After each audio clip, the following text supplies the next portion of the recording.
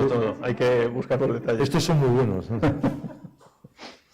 Y lo peor es que no son solamente buenos, sino que son serios. En fin. Muy buenas tardes, sean todos muy bienvenidos a la Fundación Ortega Set Gregorio Marañón, que hoy se honra con recibir en su casa a la que es suya, a la Fundación Lili, que es buena amiga de esta institución desde hace tantos años, con la que compartimos tantas ambiciones e iniciativas de índole, iba a decir cultural, pero en realidad científico-cultural, porque una de las características fundamentales de la Fundación Lili entronca directamente con el ADN de esta casa, ese diálogo multidisciplinar entre las ciencias y las letras que ha inspirado tantas actividades que hacen con nosotros.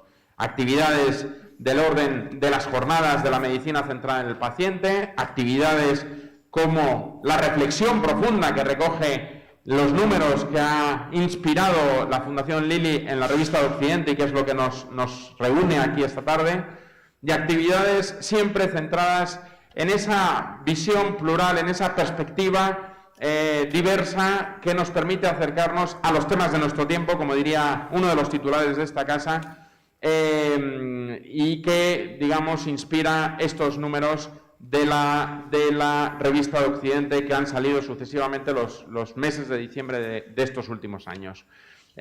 Para nosotros es un gran placer recibir aquí a esta fundación que, como decimos, es tan cercana a todos nosotros. Y para eso va a dar unas palabras de bienvenida con nosotros el presidente de la fundación, José Antonio Sacristán.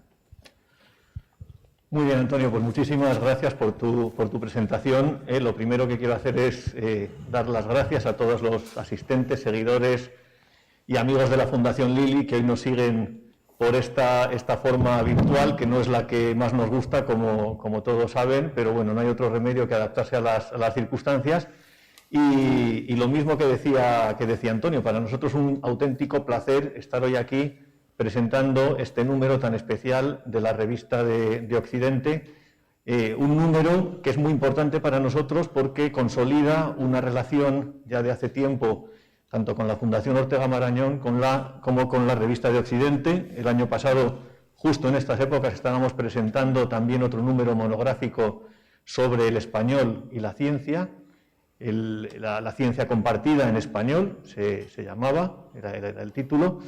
Lo presentábamos en el Instituto Cervantes, y eso sí, en unas condiciones distintas, porque estábamos viéndonos las caras todos y era diferente, ¿no? Pero bueno, hemos querido continuar con esta colaboración y este año presentamos este número, que la verdad es que para nosotros pues un orgullo colaborar con una institución de la relevancia intelectual que tiene la Fundación Ortega Marañón y la revista de Occidente. Esta sería, por tanto, la segunda colaboración en este número que hemos titulado El año de la pandemia, ciencia, medicina y humanismo, que son, como todos ustedes saben, los pilares sobre los que se sustenta la actividad de la Fundación Lili, y también creemos que son tres palabras, tres conceptos que definen muy bien lo que ha sido el año 2020. Recuerdo muy bien, y ahora seguro que lo comenta Fernando, el director de la revista, cuando por allá por el mes de abril estábamos hablando de esta posibilidad de editar un número sobre la pandemia.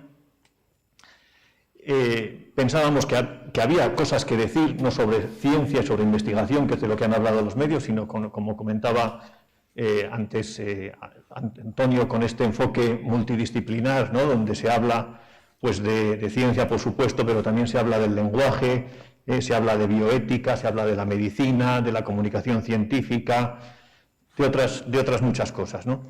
Pero en aquel momento teníamos un poco la sensación de que sería en diciembre, que es cuando se ha publicado el número, pues un momento de recapitular lo que había sido el 2020 y que recordaríamos con cierta perspectiva pues lo que había ocurrido por allá por el mes de marzo, abril. No nos podíamos imaginar que estaríamos hoy, un año después del inicio de todo, aquí presentando este número en unas circunstancias tan malas como las que tenemos, ¿no? Y que seguiría la pandemia, ¿no? Por lo tanto, desgraciadamente, un número que está de máxima actualidad, ¿no? Por este motivo de que sigue los infectados, ¿no? y los casos que estamos viendo.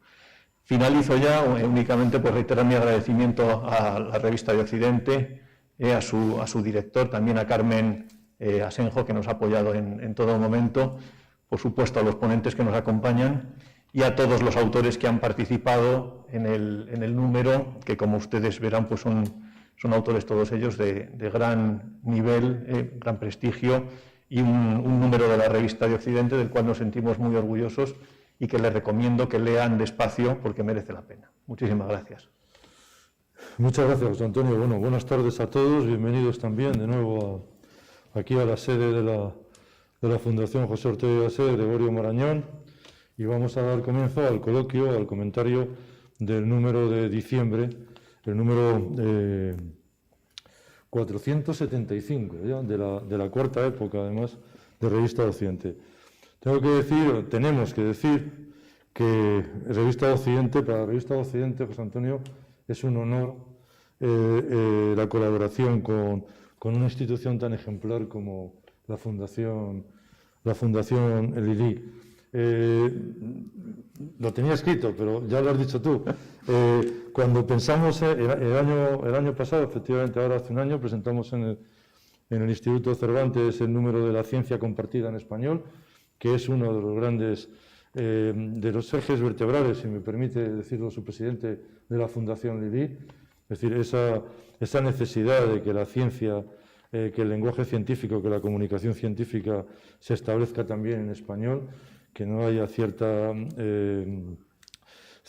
adolescencia respecto al inglés, partiendo, por supuesto, de esa primera lengua mundial, que es internacional, digamos, que es el inglés, pero ese segundo lugar que ocupa internacionalmente el español y esa parcela tan decisiva en el desarrollo y bienestar de las sociedades como es la ciencia. Por lo tanto, esa conjunción que se hizo el año pasado entre ciencia y español fue lo suficientemente relevante como para incluso presentarla en el lugar que teníamos que presentarla, que era el Instituto Cervantes, donde su director, Luis García Montero, nos acogió, como siempre, con enorme satisfacción. Voy a repetirlo, pero es que no me resisto, si me permitís. Cuando pensamos en el número de diciembre y pensamos la idea de dedicarlo a la pandemia, hay que decir que éramos unos ilusos, unos bien intencionados, porque incluso llegamos, en el colmo de la ilusión en el fondo, llegamos a dudar con cierta prevención que ya para diciembre de 2020 esto había quedado ya muy exprimido, muy trabajado, muy saturado y que probablemente, y teníamos ese temor, llegaríamos tarde. Así que prácticamente lo más relevante se habría dicho y las situaciones más escalofriantes las habríamos pasado, ¿no?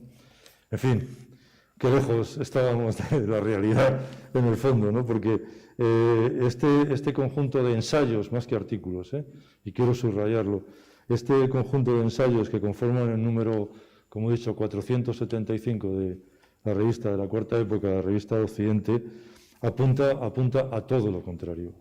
Apunta a la pertinencia y a la oportunidad, como bien ha dicho el presidente de la Fundación Lili, a la pertinencia y la oportunidad de tratar en este momento un asunto cenital, tremendamente polémico, clave en lo que va a ser no ya el futuro, sino el presente de la sociedad, y no de la sociedad occidental o oriental, sino de la sociedad en su conjunto, y también un asunto, como estamos viendo estos días, angustioso. Aquí ya empieza a entrar una especie de efecto de angustia, de túnel tremendamente oscuro, con una enorme, extraordinaria dedicación. Vamos a asistir en las próximas décadas a ver el enorme desarrollo brutal, se podría decir, y el esfuerzo que ha hecho la comunidad científica por tratar de salir precisamente de ese túnel, y también, por supuesto, todo lo que es el personal sanitario que está entregándose y que además les está ocurriendo algo verdaderamente dramático en el que el conjunto de la sociedad debería mostrar constante apoyo, y es que cuando piensan que hay un momento de descanso, un momento en el que podemos recuperar fuerzas, viene una vez más y continuamente. Cuando estábamos con la cuestión ilusionados, en este caso y de verdad, con la cuestión de las vacunas, aparece una nueva cepa que nos trastorna a todos, y lo mismo tanto la cepa británica como la cepa sudafricana e incluso la cepa brasileña.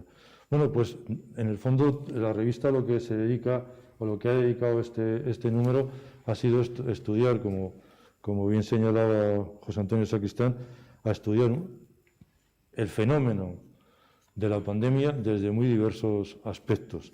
De ellos vamos a tratar a lo largo de este coloquio. Voy, si me permiten, a presentar a los ponentes. No presento a José Antonio Sacristán, ni me presento yo, porque, como decía que lo he contado alguna vez, en un casino Ateneo de provincias, invitaron una vez a un gran escritor, espectacular escritor.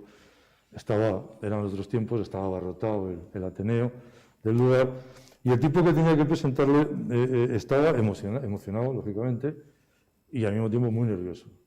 Y en un momento dado él tiene el currículum del escritor, pero se atora, se pone nervioso, y en un momento dado dice lo único que dice: bueno, hoy tenemos aquí, es un honor para nosotros que nos acompañe el gran escritor, ganador del premio tal, fulanito de tal, que, como saben ustedes, no tiene presentación porque es impresentable. Bueno, no voy a hacer presentación a José Antonio y a mí porque somos impresentables, pero sí a los otros ponentes que nos acompañan, sobre todo por una cuestión muy importante, y es que, bueno, pues han tenido el cuajo y el valor y la ilusión de acompañarnos aquí esta tarde en las circunstancias en las que Madrid está atravesando en estos momentos. En primer lugar, a mi izquierda, Elena Jiménez Toledo, que es científica titular del Consejo Superior de Investigaciones Científicas, especialista sobre todo en la edición académica y en la evaluación de la investigación. O sea, que Dios te bendiga. Y es coordinadora de la plataforma temática interdisciplinar de ciencia del Consejo Superior de Investigaciones Científicas, y en este momento también eres la directora del área de humanidades, ¿no? Pues, Elena, muchísimas gracias por estar allí. Y también Jesús Millán Núñez Cortés, que es catedrático jefe de Servicio de Medicina Interna en el Hospital General Universitario Gregorio Marañón, todo se queda en casa, en el fondo, y la Universidad Complutense, y presidente de la Sociedad Española de Educación Médica. En fin, que esto ya son palabras mayores. A los dos, muchísimas gracias de nuevo por estar aquí, y vamos a comenzar, si me permitís, con Está la fuerza de los artículos, que hasta se caen. ¿Os dais cuenta que es algo realmente impresionante?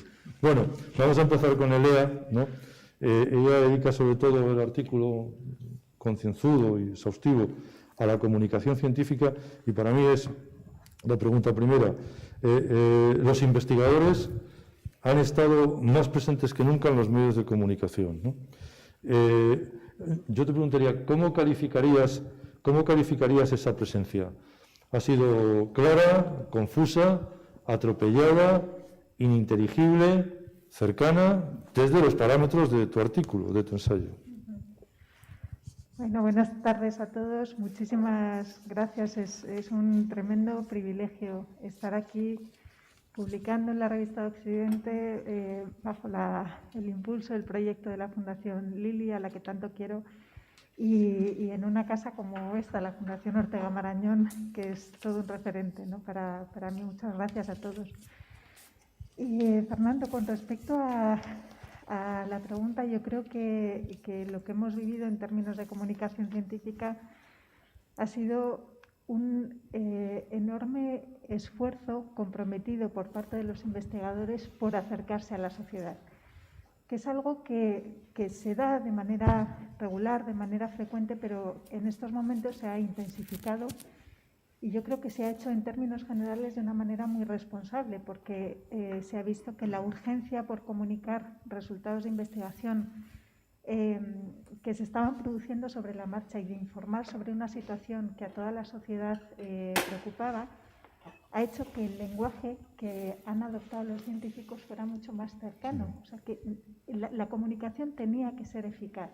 No era un afán por hacer divulgación científica, como lo tienen muchos investigadores, sino que realmente existía esa necesidad de llegar, ¿no?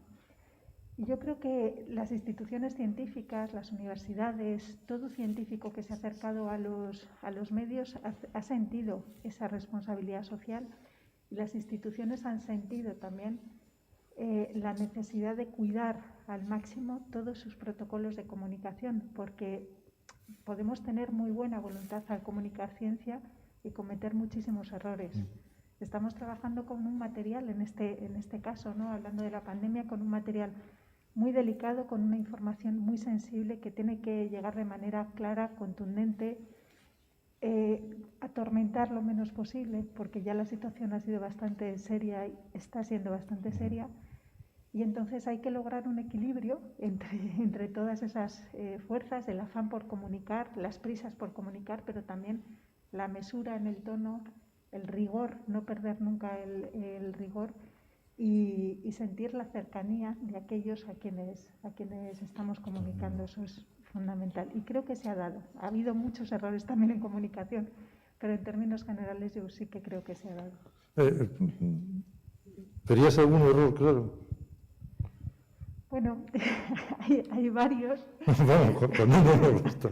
No nos queremos ensañar. Pero... Sí, vamos a ver. Yo creo que aquí una de las cuestiones que han aflorado en toda esta crisis tiene que ver precisamente con las limitaciones de la ciencia, claro, con que no hay verdades únicas, indiscutibles, con que lo que hoy es cierto mañana no lo es, con las distintas escuelas y los distintos grupos que están trabajando a distintas velocidades y se pueden decir cosas diferentes, ¿no?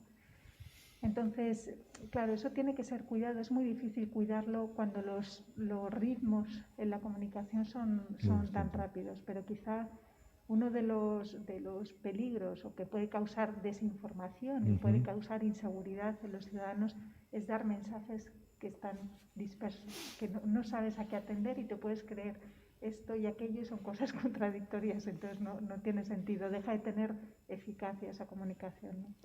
Muy bien, bueno, ahora seguimos, pero te agradezco lo mismo, Jesús, tu presencia. Y hay en la parte de tu artículo, que además es muy, lo recomiendo porque es muy práctico y muy al grano y con muchos detalles de cómo ha funcionado todo esto. Pero hay una cosa que se está hablando mucho estos días y que tú señalas en tu ensayo, y para mí la pregunta es obvia. Si nos pudieras decir al común de los ciudadanos cuál es la diferencia entre el colapso del sistema y el agotamiento del sistema. Estos días estamos oyéndolo, ¿no, Jesús? Bueno, voy a intentarlo, pero como me encuentro muy a gusto hoy entre amigos, y agradezco a la Fundación Ortega Marañón y a la Fundación Lili y naturalmente a la revista de Occidente, pues el privilegio de haber podido compartir, pues voy a empezar dando las gracias antes de dar la respuesta. Y luego también me voy a permitir, después de oír a Elena, señalar una cosa que yo le he dicho algunas veces en los últimos tiempos y que es de justicia. Es decir, a los sanitarios, a los que hemos estado, a los que seguimos estando ahí, no se nos olvidará nunca el primer día que a las 8 de la noche nos aplaudieron, porque todavía se pone el pelo de punta y la carne de gallina de recordarlo un día detrás de otro. Nos han aplaudido, venga y venga y venga. En cambio, a los investigadores no los hemos aplaudido. No los hemos aplaudido. Y necesitan el aplauso. Porque mientras que nosotros hacíamos eso y nos aplaudían, al mismo tiempo por dentro les decíamos: venga, venga, daros prisa, hacer cosas, daros prisa, que lo necesitamos. Y lo han conseguido. Y lo han conseguido. Por tanto, merecen totalmente nuestro aplauso. Y ahora te voy a contestar. También, como estamos entre amigos, sería algo así como si te preguntan: oiga, ¿usted cómo quiere morir? ¿De repente o poco a poco? Yo tarde. Eso es. ¿Cómo quiere morir? Le podemos dar una barbaridad de trabajo en muy poco tiempo y usted Fuera. sucumbe, o le podemos dar una cantidad de trabajo muy grande mantenida. Esa es la diferencia Ya. entre que el sistema se colapse o el sistema se Se agote. agote. Y además, cualquiera que vea las curvas de la primera ola, de la segunda ola y ahora de la tercera, se puede dar cuenta que el crecimiento en la primera ola era un crecimiento vertical. Bueno, en escasos días, el sistema sanitario ya no podía más. En cambio, en la segunda ola, el sistema sanitario se ha mantenido de una manera intensa durante más tiempo, durante mucho más tiempo. Y desafortunadamente, y yo creo que no descubro nada, en la tercera ola el crecimiento es como ocurría con la primera. Confiamos, ¿no?, en que no lleguemos a los mismos niveles, ¿no? Ya. Porque de lo contrario, si no, efectivamente, el sistema se agota. Lo mismo que se agotan los materiales, ¿no? Sí, sí. Pero, o sea, y los equipos, ¿no? El personal también se agota. Ahora vamos con José Antonio.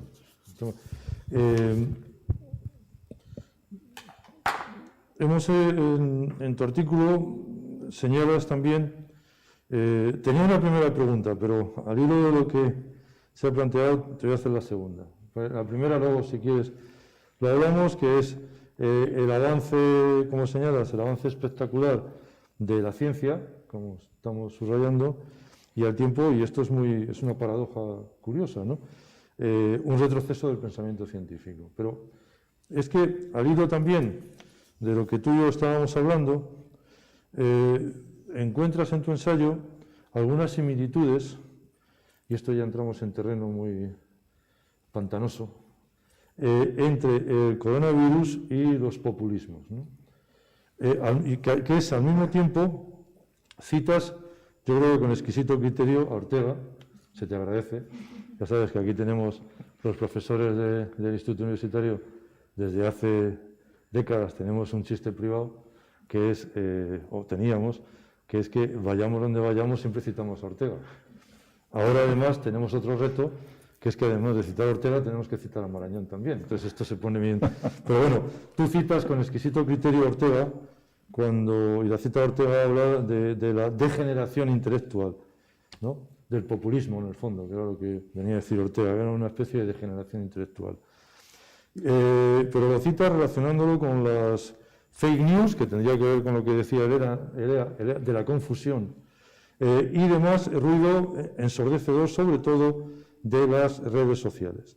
Desde ese punto de vista, te pregunto, hay un viejo chiste que se contaba en la Polonia comunista, que era cuando los pasajeros entraban en un autobús, ¿no?, municipal, y el conductor estaba cobrándoles, al mismo tiempo entraban por la puerta de delante, y el chiste es de la Polonia comunista, o sea, quiero decir que, atención.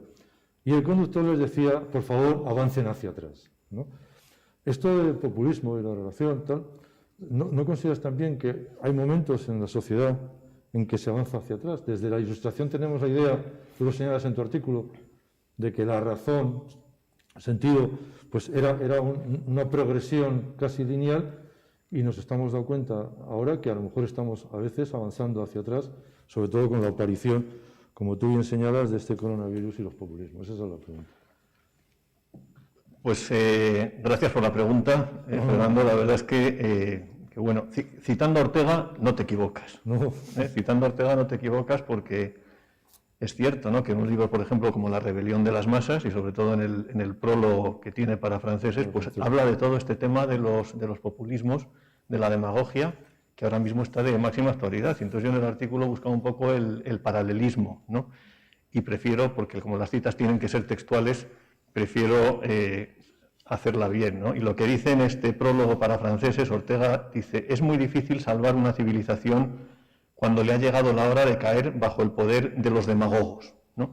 Entonces yo ahí un poco en el artículo lo que hacía era buscar el paralelismo con el coronavirus, ¿no? El coronavirus lo que hace es introducirse en la célula y desde dentro pues la destruye, ¿no? Entonces, en ese sentido, los populismos y la demagogia probablemente tienen un mecanismo parecido. El otro día lo escribía en El País el profesor Emilio Lamo de Espinosa, ¿no? En un artículo que se titulaba Democracia, demagogia de manos de la mentira, o algo así, ¿no? Y entonces decía este mecanismo de desde dentro, ¿no?, del sistema, pues una actitud que, como decía también Elea, pues es bastante anticientífica, porque la ciencia es la duda, la incertidumbre, ¿no?, la tolerancia, la limitación, ser conscientes de todo lo que no sabemos, ese espíritu crítico, agradecer que te critiquen, ¿no? Todo eso es el espíritu científico, ¿no? Y precisamente la demagogia es todo lo contrario, es utilizar pues, conceptos que son mentira utilizados como si fueran verdades, conceptos de forma repetitiva, ¿no? El manejo del relato, con ánimo de división en muchas ocasiones, ¿no? Y además apelando a la emoción, a los sentimientos, en vez de a los hechos, ¿no? Entonces, desde dentro es terrible, ¿no? Y lo decía Ortega en este prólogo y lo decía el otro día en el artículo, Lamo de Espinosa, pues esto que es, al final es un peligro para la democracia. Él decía, ojo, que la democracia nunca está consolidada, no nos fiemos porque siempre está en peligro. Bueno, pues yo creo que esa reivindicación del pensamiento científico a la que tú hacías alusión al principio, precisamente lo que trata de reivindicar es esto, una posición más crítica, más de defensa ante esta demagogia relacionada con las fake news y las noticias falsas, ¿no?, que se publican continuamente y que las redes sociales, lógicamente, pues están amplificando porque prima la cantidad frente a la calidad. Por lo tanto, yo creo en el progreso, igual que los filósofos ilustrados, creo en el progreso a largo plazo, pero también es cierto que hemos visto, y en el siglo pasado lo hemos tenido, que de forma puntual pues tenemos retrocesos importantes, ¿eh? Por eso no hay que bajar la guardia y hay que estar preparados contra este coronavirus que se nos mete, ¿no?, que es la demagogia. Elea, tú podrías marcar en fin, de manera más o menos general, pero ¿podrías marcar la frontera entre divulgación de la cultura científica y ruido informativo? Es decir, desde el punto de vista de que es evidente, o pregunto, si no existen intereses políticos, económicos y coyunturales en la cultura científica. Es decir, que no es un neto. Decía el filósofo francés Jean Baudrillard que si quieres ser objetivo, conviértete en objeto, ¿no? Es decir, que no hay, desde ese punto de vista, te pregunto, entre cultura científica y ruido informativo, ¿no? Sí, es una pregunta compleja, y muy interesante. Está hecha con buena intención, ¿eh? Sí, así lo tomaré. Es compleja por una cuestión, pero y yo creo que aquí se van, o puedo marcar algunos factores distintivos. En la divulgación científica están comprometidos los propios investigadores, los científicos y los periodistas especializados en ciencia. Ahí hay una deontología profesional que hace que todo aquello que se comunica y se afirme esté basado en fuentes fidedignas, en fuentes validadas por especialistas. Ese es uno de los principios para transmitir información rigurosa y que llegue de manera eficaz. ¿Qué ocurre con el ruido informativo? El ruido informativo lo genera cualquier persona, cualquier grupo, cualquier confluencia de intereses. Se mueve por muy distintos canales, como mencionaba José Antonio. Las redes sociales son peligrosas para esto, porque son canales a través de los cuales la mayoría de la ciudadanía consume información de cualquier tipo, y allí llega todo tipo de ruido informativo. No hay una comunicación directa, y yo eso lo veo y lo observo con preocupación. No hay una llegada directa de información científica validada a las redes sociales, y eso debería cambiar. Debería haber algún canal directo. Igual que cuando nosotros entramos a una red social y nos aparece información gubernamental o informaciones de último momento sobre la situación del coronavirus en Madrid, en España, etcétera, tendríamos que tener acceso a fuentes fidedignas, a fuentes validadas, por lo menos una guía para que aquel que está consumiendo información en las redes sociales sepa que lo que está leyendo en forma de tuit breve debe contrastarlo y debe cruzarlo por fuentes validadas. Es que ahí señalas, y ya sí, vamos, el colegio voy a intervenir, sí, pero ahí señalas un asunto que sale ahora a la luz de una manera, digamos, extraordinaria, por la situación extraordinaria de la pandemia, pero que muchos que somos profesores hemos contado a nuestros alumnos, que es la caída del término autoritas. Es decir, en el momento, como las redes sociales no tienen un filtro, la universidad es un filtro. No nos engañemos ninguno. Es decir, se hace un filtro de conocimiento. El catedrático tiene una bibliografía que ha hecho un filtro brutal de todo lo que podía haber colocado, ¿no? Y ese filtro, en la medida en que eso se va cayendo, y la opinión de un catedrático y la opinión de un ciudadano mondo y durondo, que no es especialista ni que siquiera conoce hasta la terminología en la que se expresa esa materia, en el momento en que ese concepto de autoridad se va debilitando, entonces, claro, esto es ruido constantemente, ¿no? Si a eso le unes los intereses políticos, económicos, por ejemplo, es decir, muy sencillo, las audiencias en la televisión, por ejemplo, ¿no? Que es dinero, eso no es, no, esto lo hacemos por España, ¿no? Esto lo hacemos por la publicidad y por tener audiencia. Si a eso le unes todo esto, verdaderamente, querido profesor, la situación de los científicos y los sanitarios es muy complicada. Mucho. No sé qué... Es terriblemente complicada, pero es decir, me estaba recordando algo que estaba leyendo yo ayer, me parece que era ayer, en un periódico con motivo de una manifestación negacionista de antes de ayer. Ah, sí. Que decían los manifestantes, mentira, coreaban, mentira, mentira, las UBIs están vacías. Y acababa yo de hablar con el médico de guardia de mi hospital, donde había ingresados decenas de pacientes. Vamos a ver una cosa. Claro, las redes lo aguantan todo, ¿no? Pero eso, desde una perspectiva científica, lógicamente es inaceptable. Y lo peor del caso es que eso acarrea que la respuesta de la población en general no sea racional, no esté cargada de sentido común. Y lo que tenemos encima, y ojalá se termine pronto, que requiere que la población tenga esperanza, sin duda, haga esfuerzo y dé ejemplo, pues no lo facilitan. No lo facilitan, ¿no? Porque, bueno, aquí vale todo, ¿no? Vale todo. Bueno, también lo hemos aprendido, como decía José Antonio, durante estos ya años, estos últimos meses dramáticos, ¿no? Hemos aprendido que la ciencia pues deja mucho que desear a veces en épocas de crisis, ¿no? Y que los bulos son los que florecen, ¿no? Di algo tú sobre esto. Seguro que...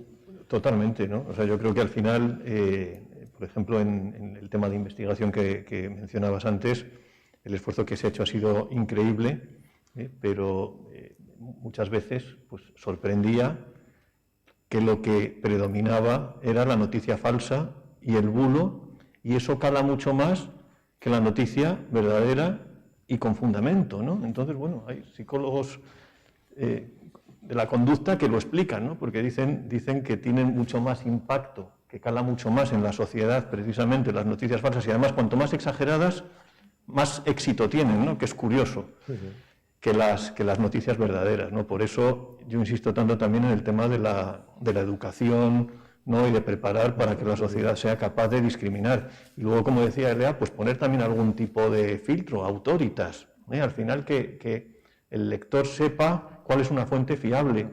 Por eso también es importante la divulgación de calidad y la información de calidad, ir a fuentes realmente fiables, que las hay. En España tenemos, por no ir más lejos, el Consejo, The Conversation, ¿no? Que es esta red social también tan extraordinaria, donde las noticias de ciencia las escriben profesores de universidad, combinando el rigor, por un lado, y la claridad. La agencia SYNC de FECIT, también extraordinaria. Bueno, pues hay que ir a esas fuentes donde periodistas que lo hacen bien y que se documentan, pues cuentan las noticias como tienen que contarlas.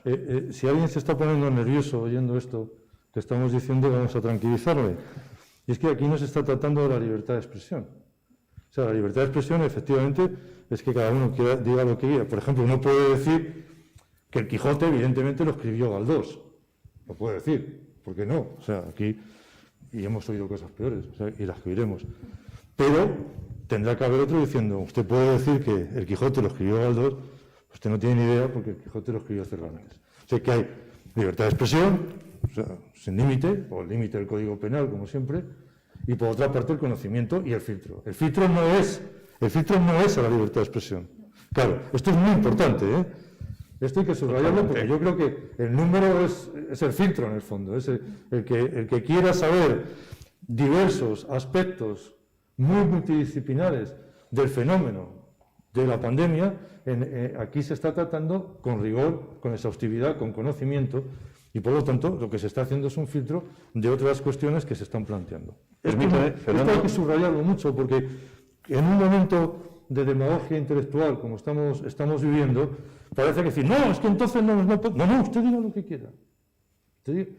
Es como aquella entrevista que le iban a hacer, no me acuerdo a quién, en la Codorniz, que dice, ¿le puedo preguntar lo que quiera? Y dice, sí, porque yo le voy a contestar lo que me dé la gana. Es decir, usted escribe lo que quiera, pero después no se enfade si le terminamos demostrando que Cervantes fue el que escribió el Quijote y no Galdós, ¿eh? O sea, usted puede decirlo, cansarse de decirlo. Si me permites, bueno, aquí estamos una pequeña representación de los que hemos escrito en este número, no pueden estar todos los autores, pero sí que quería aprovechar porque, a raíz un poco de este comentario, hay un artículo magnífico, que es el que escribe Juan Ignacio Pérez Iglesias, que se titula Vacunas contra la infodemia, y él habla precisamente de esto, ¿no?, de la necesidad de una comunicación y de una información científica, y también habla de la educación y la divulgación de nivel como vacunas contra la infodemia. Es lo que dices tú, no se trata de poner filtros, sino de formar al que lee para que seleccione las fuentes adecuadas. Exactamente. Jesús, en tu artículo, que como digo es muy práctico, muy pedagógico, y uno se entera de muchísimas cosas que debería enterarse, te quería preguntar, para todos los que nos van siguiendo, y además para así hacer boca con el número, pero si pudieras brevemente distinguir o definir qué es un equipo multidisciplinar y cuáles son sus principales funciones. Ya. Bueno, un equipo multidisciplinar es un grupo de personas de distinta procedencia, de distinto origen, con distinta formación, que trabajan para un fin común. Esto que sabíamos lo que era, pues realmente lo hemos llegado a comprobar durante la pandemia en la primera ola, al menos en los hospitales que más han sufrido o hemos sufrido el número de ingresos. Es verdad que siempre hay los servicios clínicos de referencia, que pueden ser los que llevan la batuta, la voz cantante en la asistencia, o puede ser el servicio de medicina interna o el servicio de neumología, etc. Pero hemos descubierto que el pediatra es un magnífico médico en época de pandemia, que el cirujano es un magnífico médico en época de pandemia, que hasta el anatomopatólogo tiene una función que hacer en los equipos frente a la pandemia. Eso es un equipo multidisciplinar, es decir, un servicio con la plantilla que tienes imposible que abarque y llegue a la demanda y a las exigencias que se han generado. Entonces, se ha contado con especialistas médicos de especialidades tan diversas como la pediatría, la cirugía, la neurofisiología, la anatomía patológica, ya no digo especialidades médicas convencionales como la cardiología, la endocrino o la reumatología. Y hemos descubierto que se puede hacer, que no es fácil, pero que se puede hacer. Que el traumatólogo es capaz de buscar en su casa un fonendoscopio para utilizarlo al día siguiente y dejar de poner yesos. O sea, comportarse simplemente como médicos, por decirlo de alguna manera muy llana, ¿no? De una manera muy marañoñana, diríamos, ¿no? Pues Antonio, ¿por qué consideras que la asistencia de referentes, el fomento de la cultura científica y la educación de los más jóvenes son el fundamento de un progreso ilustrado en este momento de la historia? Y la pregunta es evidente, ¿cómo deberían aplicarse? Yo defiendo en el artículo que son los 3 elementos que quizás son más importantes, ¿no?, para fomentar este cambio de mentalidad y un pensamiento pues más racional y más científico. Los referentes, pues creo que son necesarios. Tener referentes, el autoritas que tú decías antes, ¿no? Maestros a los que seguir, que sean referencia, que tú estés deseando de leer lo que escriben porque crees que eso te puede influir, ¿no?, porque sabes que lo han escrito pensándolo. Esto es cada vez más difícil. El otro día os escuchaba, Antonio, y a ti en una entrevista de radio que hablabais de esto precisamente, ¿dónde están los intelectuales?, ¿no? Y efectivamente esa es la pregunta, ¿dónde están los intelectuales? Escondidos. Probablemente hay intelectuales, pero están escondidos por distintos motivos, que no vamos a entrar en ellos, ¿no?, pero están escondidos. La divulgación ya lo hemos hablado, súper importante. Pero yo pongo el énfasis en la educación, que es a más largo plazo. El problema que tiene es que no da resultados a corto plazo, pero cualquier cambio importante y profundo en la sociedad pasa por un cambio en la educación. Esto, por cierto, lo saben bien los populismos y la demagogia, que lo primero que quieren controlar son los medios de comunicación y la educación. Una educación que precisamente lo que fomente es pues esta visión un poco del escepticismo, de la duda, de la tolerancia, del pluralismo, es decir, los valores que son la base de nuestra democracia y de nuestros sistemas.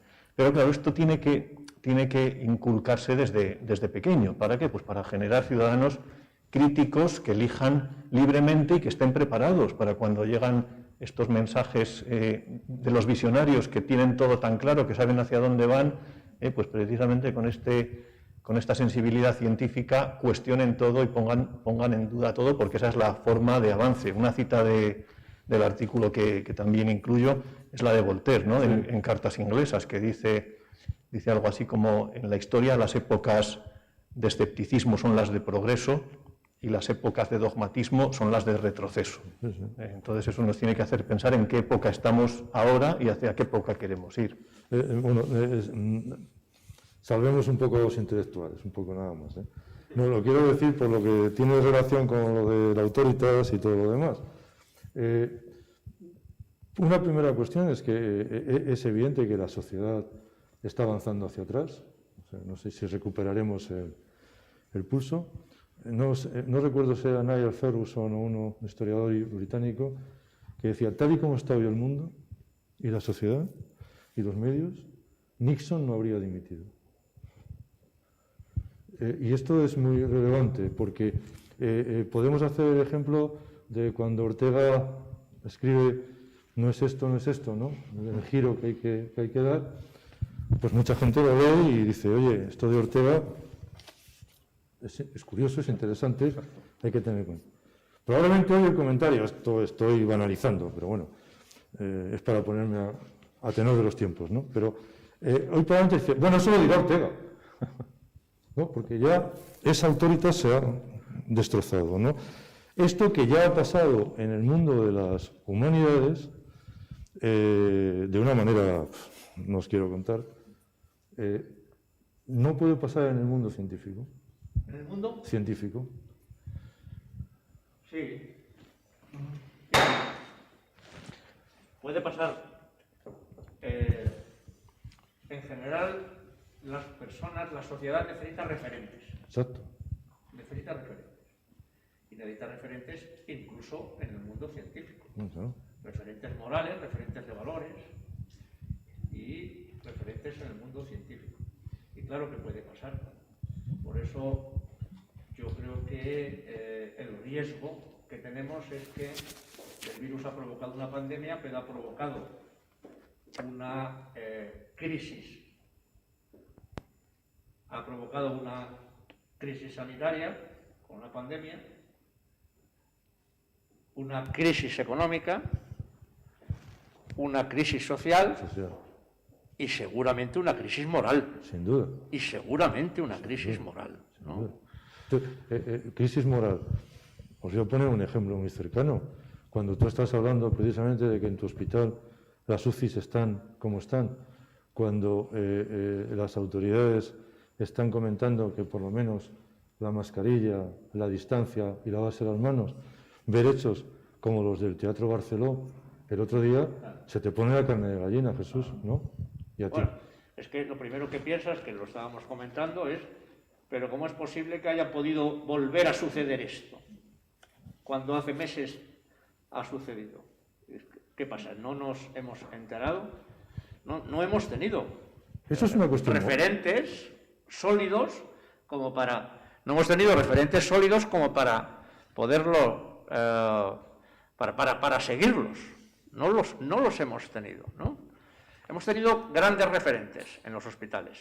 Sí, sí. Algunos referentes en otro segmento que es imprescindible, primaria. Escasos referentes en salud pública. Y ninguno en estrategia. Ninguno. Así es. En este sentido hay un artículo también de César Nombela que se titula precisamente así, las referencias científico-sanitarias para la gestión pública de una pandemia, que es un artículo también excelente, ¿no? Y habla precisamente de esto, ¿no? De la necesidad de referentes para gestionar una pandemia, de referentes científicos, a la hora de la generación de la evidencia. ¿En qué evidencia creemos? Entre los distintos grados de evidencia que hay, bueno, pues tenemos que ir al máximo. ¿Qué tipo de investigación queremos hacer? Cuando hablamos de toma de decisiones, bueno, pues contar con expertos científicos, ¿no? Grupos de expertos, que haya transparencia en quiénes son los expertos, que las decisiones políticas se tomen también teniendo en cuenta estas decisiones de los expertos. Probablemente no serán las únicas decisiones, dice él, ¿no?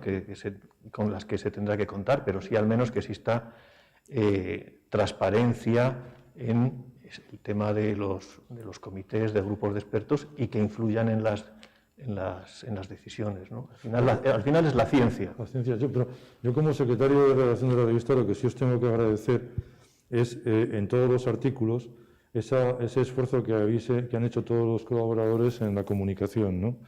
Porque la revista de Occidente, que estamos allá a poco de cumplir 100 años, una de sus características es que no es una publicación académica, en el sentido que conocemos, dirigida a un espacio muy acotado y con un lenguaje muy acotado, sino que teníamos casi como lema que divulgar no es vulgarizar, ¿no? Y que por lo tanto la alta divulgación y todos los lectores que siguen la revista, pues evidentemente son gentes que nosotros tenemos más o menos estudiado y valorado, pues gente con curiosidad intelectual y con curiosidad sobre lo que Ortega podría haber llamado los temas de nuestro tiempo, ¿no? Y este era uno de ellos. En ese sentido, hay lo mismo que he preguntado a Jesús sobre ese equipo multidisciplinar, como estabais hablando anteriormente, te preguntaría, Bea, algo que plantea de manera muy sugestiva tu ensayo, que es lo que se denomina ciencia abierta. Brevemente, ¿podrías decirnos? Sí, la ciencia abierta es el horizonte al que va la ciencia, y yo diría que lo que ha permitido la pandemia es que se haya materializado la ciencia abierta. ¿En qué consiste? Consiste en que, básicamente, en que los resultados de investigación que se generen, y sobre todo aquellos que se generen con fondos públicos de investigación, estén disponibles de manera inmediata para toda la comunidad científica, no solamente para el conocimiento de la ciudadanía y de los propios investigadores, sino para su reutilización, para avalar las informaciones que se dan, para avalar otros estudios, para refrendarlos, para retractarlos, etc. Y la ciencia abierta implica compartir datos en abierto, hacer accesibles las publicaciones, publicar ciencia en abierto, pero implica también trabajo colaborativo e infraestructuras tecnológicas compartidas. En el artículo menciono un ejemplo que es maravilloso por lo expresivo, porque realmente representa lo que significa la ciencia abierta, y es este gran repositorio de información que está en el Instituto Allen de Estados Unidos, sí, que se dedican a tecnologías semánticas e inteligencia artificial, y que se ha convertido en un repositorio de millones de datos y de publicaciones a los cuales acceden grupos de investigación de todo el mundo, reutilizan la información y la utilizan además para aplicar tecnologías semánticas e inteligencia artificial y extraer conocimiento de esos grandes corpus de datos y literatura. es un servicio público de primer orden. Fascinante. Es un servicio público maravilloso hacia el cual tienden instituciones, bueno, como la Comisión Europea, la OCDE, la UNESCO. Ese es nuestro horizonte. Esa es la idea de ciencia abierta. Jesús, lo has apuntado hace un momento, así que lo recupero. ¿Por qué la salud pública no ha sido capaz de abordar el problema de una forma ordenada?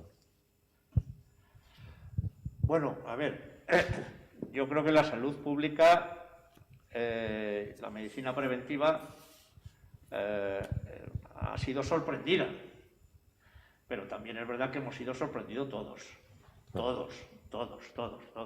Porque nosotros veíamos las imágenes y nos llegaban noticias de China y nos parecía lejano. Pobre China, vaya añito que lleva, ¿no? Pobre China.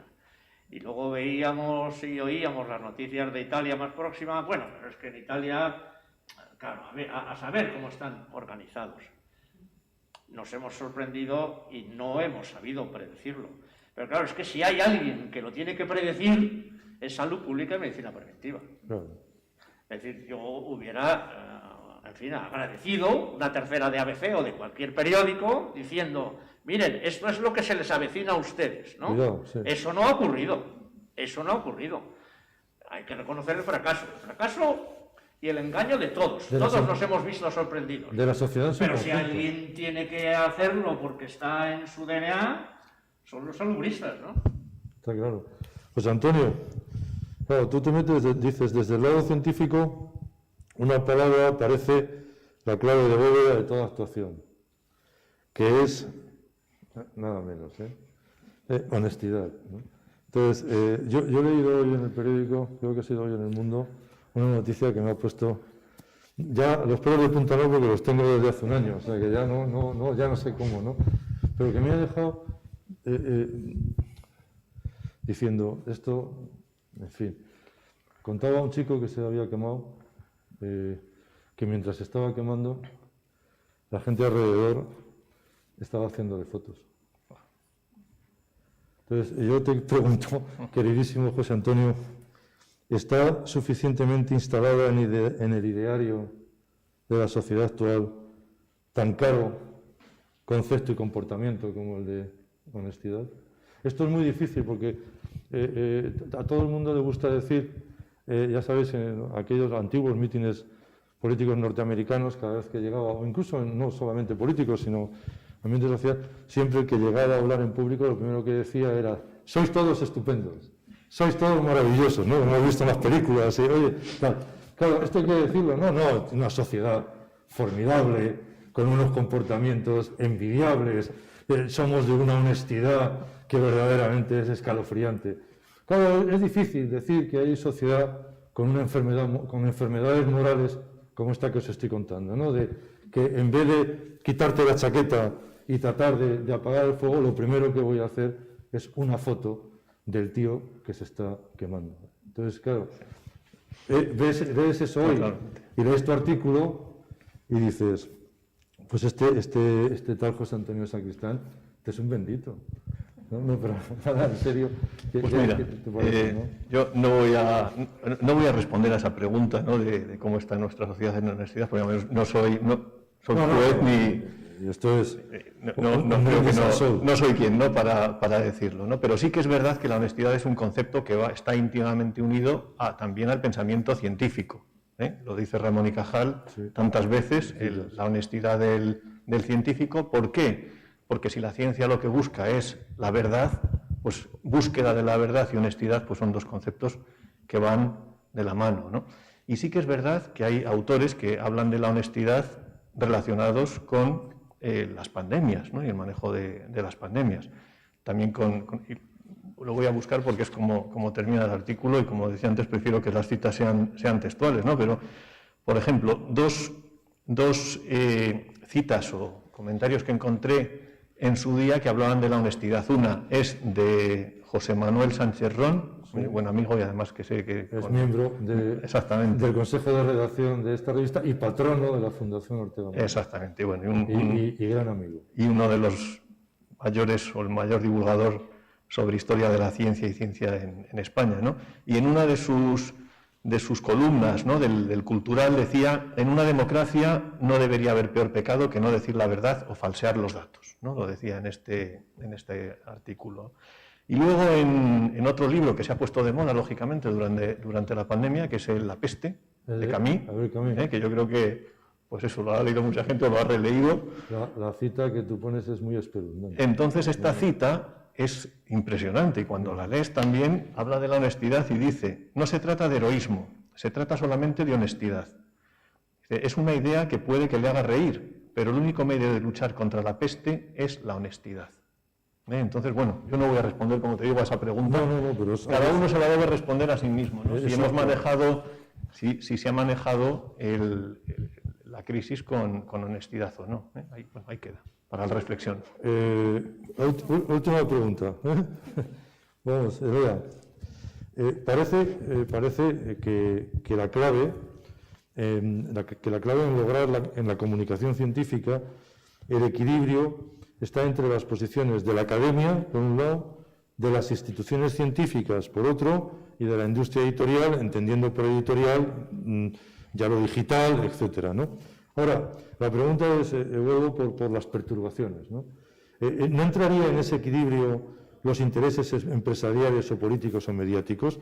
Porque estamos viendo algo muy inquietante hoy, no ayer, que es la cuestión de las vacunas en la Unión Europea y la denuncia que se está planteando porque no están llegando.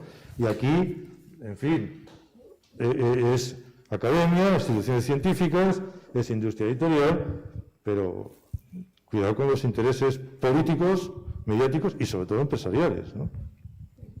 Efectivamente, esos factores, esas dimensiones no están contempladas en el artículo cuando yo hablo de comunicación científica, pero desde luego que son fuerzas que repercuten muchísimo en lo que se comunica y en cómo se comunica. Exacto. Y en los tempos de la comunicación. Exacto. Eso se mide mucho y se maneja mucho desde los medios de comunicación. Ninguno somos inocentes, ¿no? Entonces, es muy importante por eso que haya medios de comunicación científica que sean en cierto modo independientes, como justamente los que ha mencionado antes José Antonio, SYNC, la agencia de noticias SYNC, o The Conversation, que pueden estar alejados de los poderes fácticos y están dando información por parte de periodistas y por parte de investigadores que es rigurosa, ¿no? Luego, la parte de las editoriales, el sector editorial, ¿no? Mencionábamos antes lo que es la ciencia abierta, esta publicación en abierto, los datos en abierto, etcétera. Eso está reñido y hay un debate intensísimo y una lucha de intereses brutal entre las grandes compañías editoriales y todo este movimiento de acceso abierto, porque claro, si las publicaciones se abren y están disponibles, se pierde el negocio de la venta de las suscripciones de revistas científicas o de libros. Y eso debería haber un equilibrio. Hay un equilibrio y de hecho la respuesta de las grandes corporaciones editoriales ha sido adaptar sus modelos de negocio al acceso abierto. Se publica en abierto con sellos que pertenecen a esos grupos editoriales, pero se publica en abierto si el autor o la institución paga por publicar en abierto. Ahí hay una vía de negocio nueva y bastante lucrativa para estas empresas. Entonces, indudablemente, la comunicación científica no es un hecho aséptico, está totalmente influenciado por todos esos poderes. Y, en cierto modo, lo que hay que hacer es poner las medidas para contrarrestar, para equilibrar y para que la información rigurosa, al final, llegue con cierta calidad al ciudadano. Claro. O sea que, como en una buena democracia, todo es una cuestión de equilibrio entre poderes y, sobre todo, entre, digamos, vigilancias para que no haya excesos en... Bueno, y terminamos con un comentario que haces tú, Jesús, que a mí me parece también muy sugestivo, porque dices, lo has adelantado antes, pero si lo puedes extender brevemente, dices, una pandemia es un buen momento para ser médico. Sí, lo pienso así. Una pandemia entra en los libros de historia. Las pandemias entran en los libros de historia. La peste, la pandemia de la gripe de hace un siglo, etc. Entran en los libros de historia. Y forma parte de la quinta esencia de la medicina. Es decir, ¿qué es lo que tiene que hacer un médico?